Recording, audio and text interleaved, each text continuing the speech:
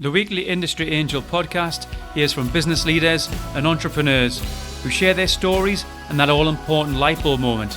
This can inspire us all and maybe scratch that itch and kickstart that idea that keeps you awake at night.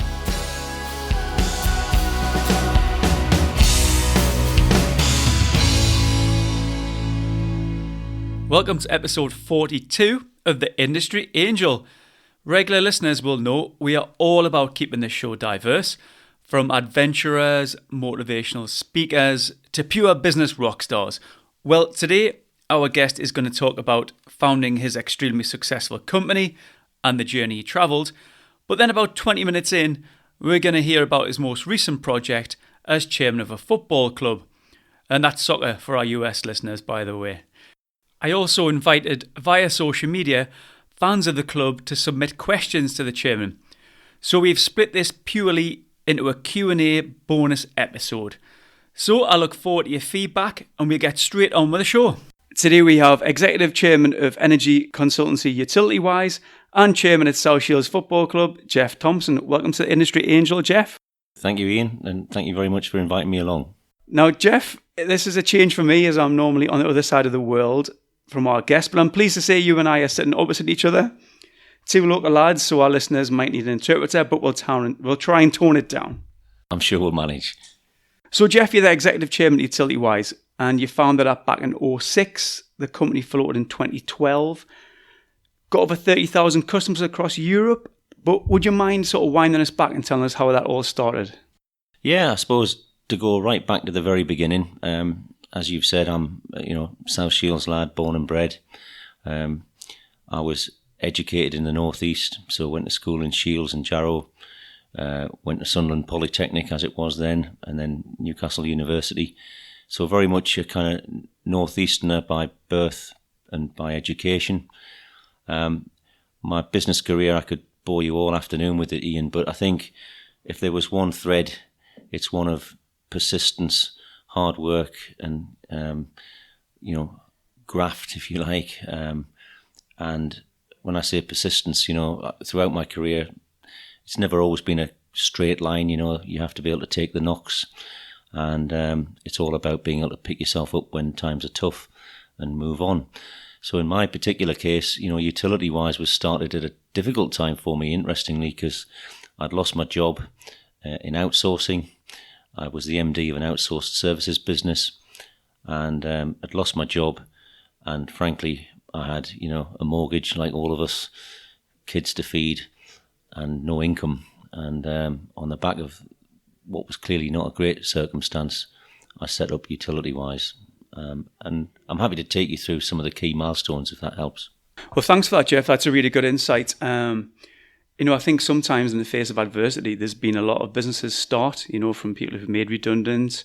Maybe sometimes they've had a little bit of redundancy money and they've put it into a company. Is that what you did at the time? Did you? Well, truthfully, Ian, I didn't have any kind of redundancy money. I was just basically, effectively unemployed. Had my credit card and an idea, and the business, to be fair, when we first kicked off, was no more than a concept or an idea. In that first year, from sort of June 2006 to June 2007, we did £100,000 worth of turnover. We had a couple of staff employed, and as I say, for a long period of time, from a working capital and cash point of view, I was funding it just with my credit card and what limited resource I had.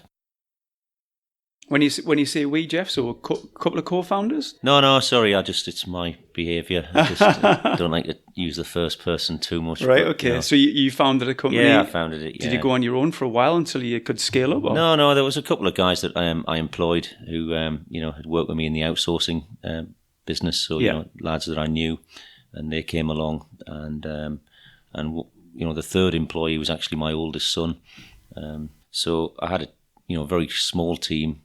But as I say, it was no more than a kind of project or a kind of proof of concept where we were just testing, could we create a business model where we could help the commercial customer sit between them and the supply industry, give that commercial customer some advice on energy procurement and energy efficiency, and basically that concept. Could we create that model? And there were a number of bigger energy consultants around. Most of them had started focused very much on the corporate market. And obviously, if you imagine, we're a little startup in the northeast of England, so we didn't have like a track record. We didn't have really any credibility. So our focus to begin with was very much in that SME marketplace, where arguably it was easier to contact customers. You weren't up against bigger competitors because the larger consultancies, as I say, had focused very much on the larger corporate customers and left the SME market virtually untouched. So would you say were you a tech business then? Did you have a bit of software or? No, I think all we did, we didn't at the very beginning. No, it was no more than a couple of guys, some telephones, some PCs, and what we had to do was build relationships with the supply industry, and in parallel, win customers. And so you can imagine it's kind of a iterative process, and it takes time to build. Hence why in that first year we only delivered £100,000 worth of revenue. But what we had proven in that first year was that there was a business model that could work. We had built some relationships with some suppliers, and we'd obviously won some customers. So it was really at that point that we kind of kick-started a little more. Paid the credit card off. Yeah. I mean, like most people in business, it is difficult, and you've got to manage the cash very carefully. Was that your skill set, Geoff, from a founder's point of view? Were you looking after the cash? Yeah. Well, we built a team, including a finance director. Right. Within the first couple of years, we had appointed him by sort of 2009, anyway. So yeah, in those early days, it was like most people running their own business. You've got to be very hands on. But what we did, if we got anything right, we invested quite early on in IT and in business process management, if you like, because I recognised that if we were ever going to scale the business, we had to do that. You had to have a situation where you could manage a vast quantity of data and understand where every single customer was in quite a complex customer journey. So hence, an understanding of the customer journey, the processes that you have to manage, and then, as I say, an IT system that enables that. Yeah. So if we got anything right, it was those sort of decisions early on, investment in IT, investment in process. And you touched on sort of technology. Certainly by 2008, we'd started to invest in, software and hardware, products that we tried to build and develop ourselves in the early days. So you went off the shelf, or? No, not really. No, we've always tried to be innovative. So one of the first products we built was we've got an international patent on it. Eventually, that took a few years, but it's a sub-metering solution that measures power consumption, sort of real time, right? But measures it at a circuit level. So for the customer, you're able to sort of look at data at a very granular level. Yeah. So is that still? Yeah. It's a product. Yeah, it's a product we called Eddy. Yes. There's a story behind the naming of the product. We actually had a creative agency help us initially to come up with a name. Damn those marketeers. Well, they came up with a name that we didn't like, and then over a glass of wine or two, we came up with our own version. But anyway, that's another long story. But I think the headline I'm trying to share is that, very fledgling business. Yeah. Having to be very focused on cash management in the early days, very driven to look at process and IT, and then even in its infancy, started to invest in some technology to help our customers become more energy efficient. It's interesting, you start like the fledgling years. Did you always know, like after that 100k turnover, did you know that's it, it's going to work? It's just a matter of, going through the motions? Or did you always think, the rug could get pulled at any time? Or I think beyond that first 18 months to 2 years, I knew that the business model was going to work. And we had various forecasts and plans, as anybody would do. You try and sort of set out what you're going to try and achieve financially. But like any business, there's always some risks. We were vastly undercapitalized. We were investing money in these new products. So, I mentioned the sub-metering solution, but we also continue to invest in IT, continue to invest in other products. We developed our own energy auditing software that allows us to go to customers' sites and help them with their energy efficiency. Did you have to, sorry, Jim, but did you have to sort of bring a development team in for that, or they're in-house? Or? Yeah, they're all in-house, guys. So, Wow. If you roll forward a few years, in those formative years, obviously we didn't have a significant IT resource, but progressively we invested in those areas, had our own development team. That very much is still the case now. Yeah. So, we were a private business throughout that period, undercapitalized, I'd like to think anyway, very innovative in how we try to go about doing things, always trying to help the customer drive down their costs and become more energy efficient.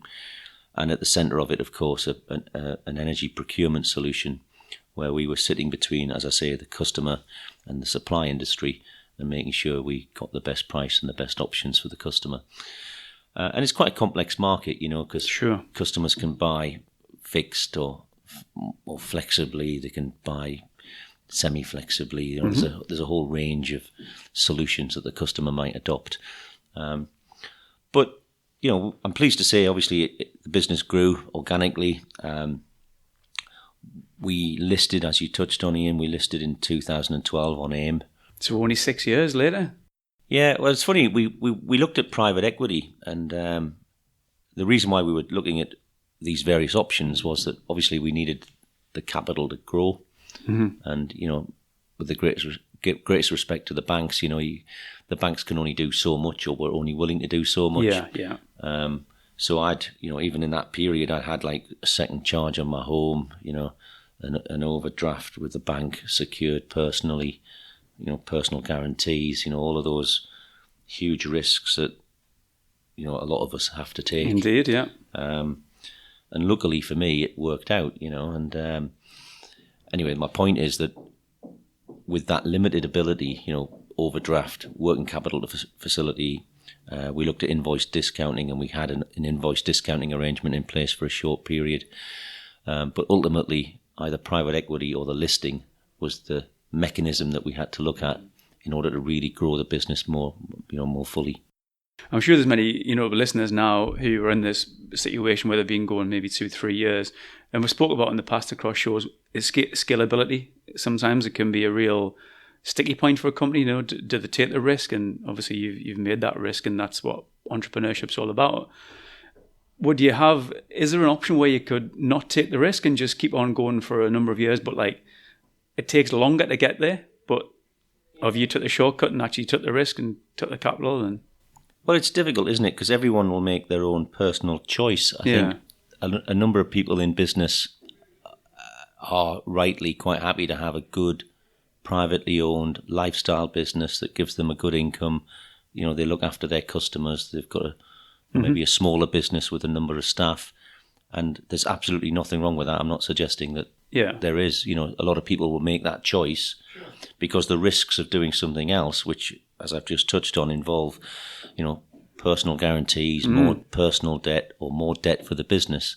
They're all quite difficult decisions. And I suppose without being sort of too modest, I really mean this. I think I was just lucky, I made some decisions, and, hard work I touched on earlier, but timing and luck are also important elements. I'm smiling because, if I came home and said to my wife, right, okay, I'm going to take all this debt on and remortgage and everything, I don't think I'd be very lucky. Yeah. I'd have a slap, but... Looking back, I suppose you're right, Ian. I took a huge risk, but I didn't really think too much about it at the time because I believed that, we could scale the business. And I mentioned the sort of private equity option. We looked at that because we needed more cash and more capital to grow. That didn't work out.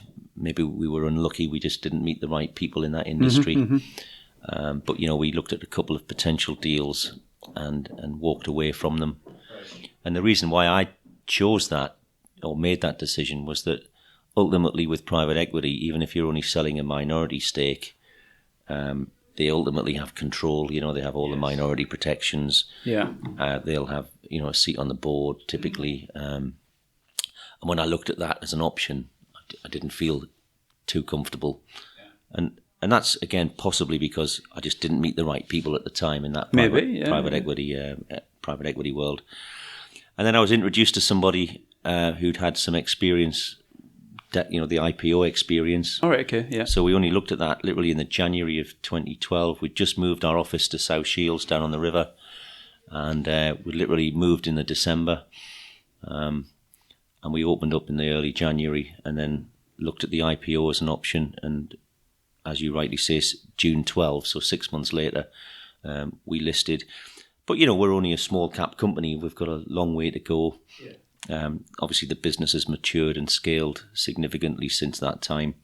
And again, I said I'd go through some of the chronology, and not to be too boring with it. But, once we'd listed, we raised £7 million net of fees on the listing, and we used that money to help us grow quicker from an organic point of view. And we also made a few small acquisitions. Oh, did you really? I didn't know that.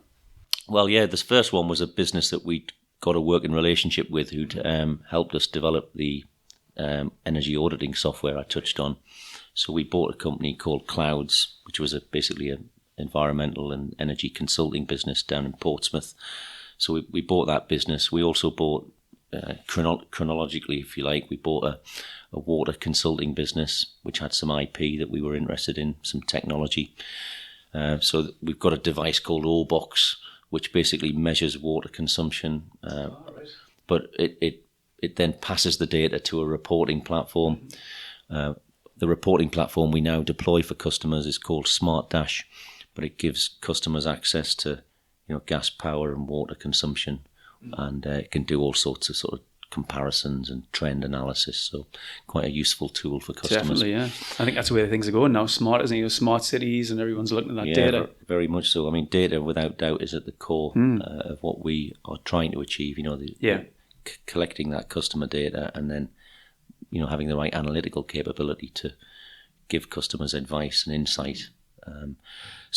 The acquisitions, a couple of smaller acquisitions. We then bought one of those more established energy consultancies that I referred to earlier, a business called EIC that had been around since 1974, I believe. So a more well-established business than us. And then we also bought a technology business called TMAC, which gives us we've got some controls technology that we now deploy for customers. And we also bought a business as well over in Prague in Europe. You weren't messing about, were you? Well, that was all. I mean, I'm condensing sort of 5 years worth of work. Yeah. And along the way, the business has scaled. So you mentioned customer numbers. We've got approaching 40,000 customers, several thousand in Europe now. We, headcount, staff approaching 2,000 staff. Obviously, as a public company, I've got to be very careful about sharing numbers because we're in a closed period at the moment. But suffice it to say, there's some published data that's out there around how the business has grown and performed, and I'm pleased to say that we have been a good growth stock, and we continue to invest in technology.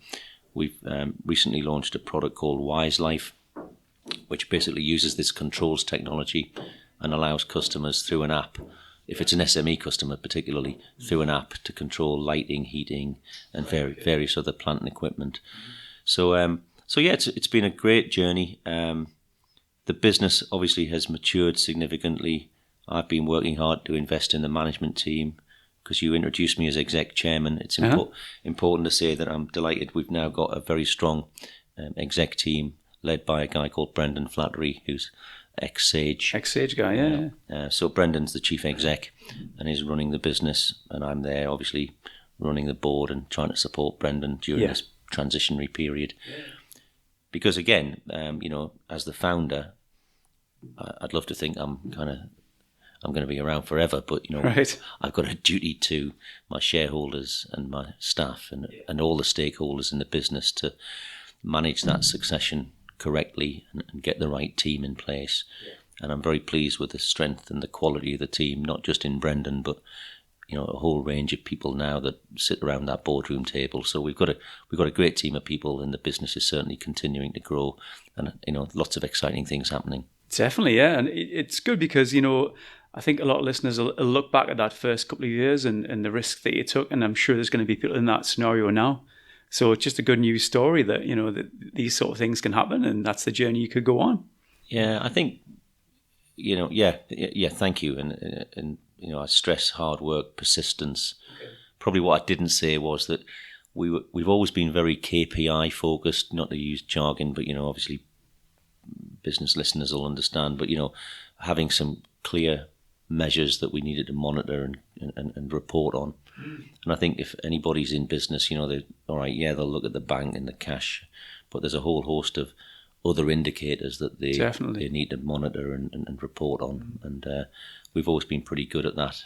It sounds like you have. I mean, quite often companies, we always say this, you know, they're on the hamster wheel. They just keep going. They don't take a time out to look at the business. They're always in the business. So it sounds like, you know, Utilitywise was very innovative and did that, you know, that business modeling and look at the KPI. So great news. So, you know, there's lots of our listeners here who are in a full-time job, Geoff, right? Okay. And they've got a side hustle going on. They've got a passion project.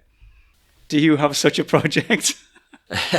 Is it a passion project? Yeah, well, let's talk about South Shields. Yeah, thank you, Ian. I mean, I mentioned my South Shields heritage, you know, and you know, my heart is still in the town, and I've got so many friends, and all my family live in Shields and Jarrow, you know, so we're still in South Tyneside. And yeah, I got a letter from Bob, who was on our committee, Bob Ray. Mm-hmm. And I'll be honest, you know, I used to watch Shields as a boy down at Simonside Hall. Yeah. And when Bob wrote to me, I obviously knew they weren't playing at Simonside Hall, but I assumed that the club was still, you know, carrying on at their old Filtrona ground. I got this letter from Bob, and I responded to the letter and contacted Bob and a few of the other committee guys. And it was at that moment that I realised the club were in some pretty dire straits, really. Delighted that a lot of diehard Shields fans had stayed with them, and, you know, their numbers were dwindling, but we still had a few people going down to games down at Peterlee. But imagine, you know, South Shields Football Club playing their home games at Peterlee. Can't be right, can it? Yeah. So when Bob and other members of the committee, Gary Crutwell, Dave, there's a few of them that are, you know, my hat, you know, I tip my hat to them, how they've kept the club going during that very, very difficult period. And apologies for names if I haven't listed them all, but, you know, we've got a great team of guys, you know, Dick and Jerry. Some of the guys are in their, you know, latter years, older guys now, but they've been passionate supporters of the club. And as I've just said, you know, without them, the club would have failed, and, you know, who knows what would have happened. But I got involved really to try and help the committee find a new ground. So I, you know, when I realised... And that was it?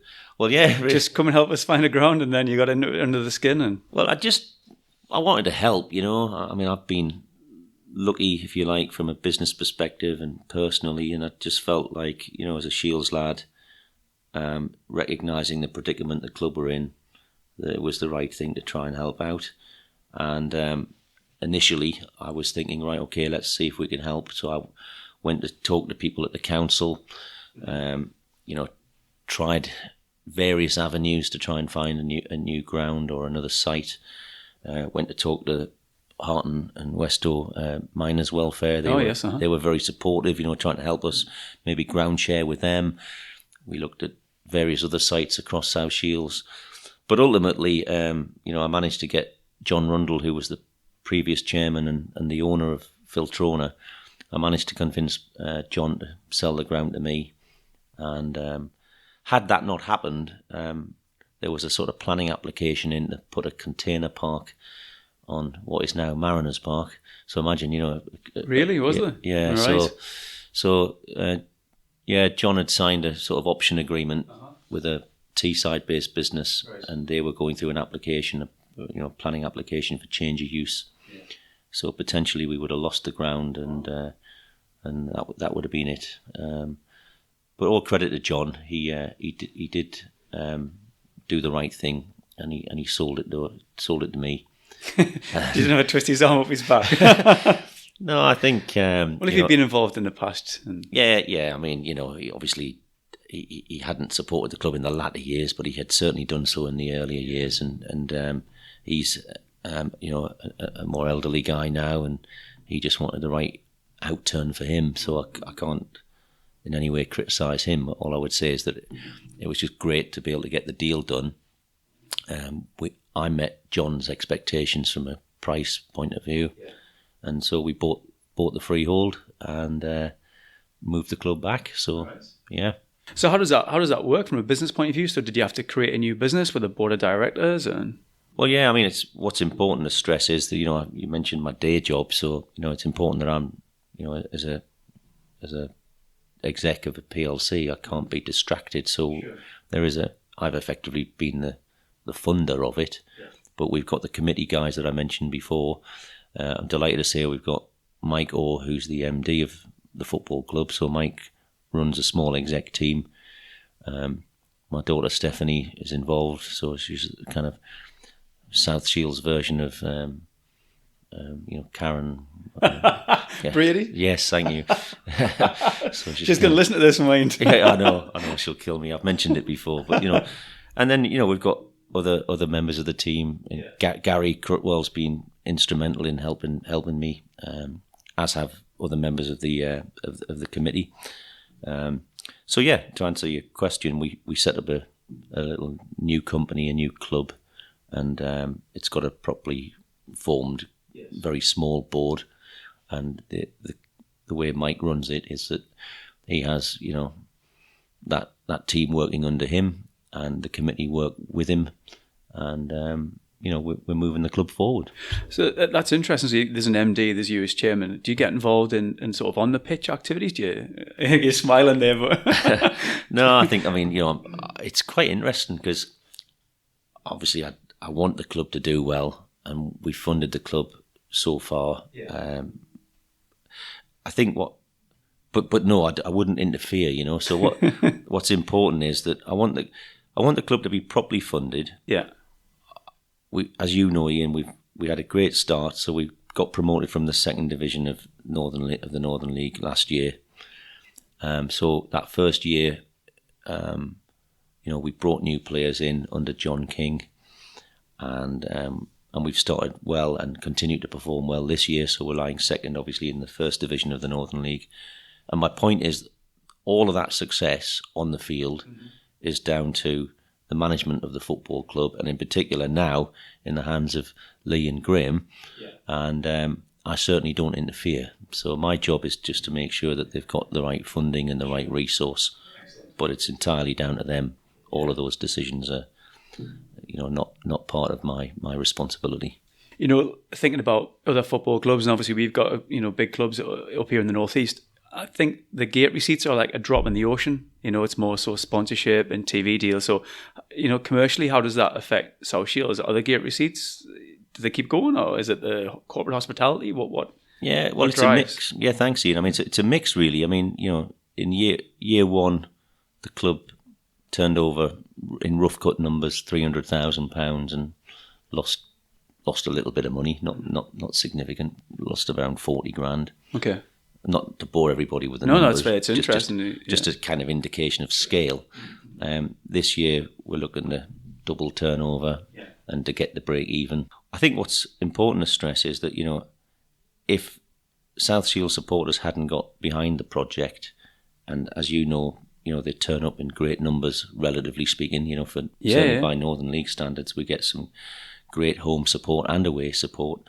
And if that hadn't happened, then it would be very difficult to keep funding, our vision and our objectives for the club, because what nobody wants to do, and I certainly don't, is kind of build this sort of white elephant where effectively, the club just prosper because somebody's throwing money at it. Yes. What we've got to do is get the commercial model right, as you just touched on, with things like merchandising, sponsorship. A lot of great South Tyneside local businesses have stepped forward and sponsor us. Yeah.